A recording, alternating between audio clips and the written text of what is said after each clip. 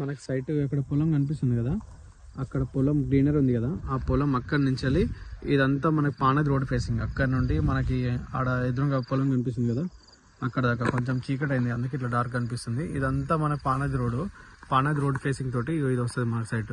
ఇది plain land ఉంది కదా, అటు గ్రీనర్ ఉంది కదా, గ్రీనర్ కింద ఇంకో పొలం కనిపిస్తుంది కదా, ఆ పొలం నుండి ఇదంతా పెద్ద పొలం, మళ్ళీ ఈ నుంచి అక్కడ దాకా అక్కడ రైట్ సైడ్ కింద పొలం కనిపిస్తుంది కదా, ఇది అక్కడ లైట్ కనిపిస్తుంది కదా, అదేమో విలేజ్. ఈ విలేజ్ ఊరు నుంచి 1 కిలోమీటర్ ఉంటుంది బీటీ రోడ్ నుంచి, పానది రోడ్ నుంచి రావాలి. మనకి 5 ఎకరాలు ఉంటాయి, మంచి red soil, pure red soil ఇదంతా ప్రాపర్టీ అంతా. ఇది ల్యాండ్ మనకి మొత్తం 5 ఎకరాలు ప్లెయిన్ ల్యాండ్ ఉంటుంది మొత్తము.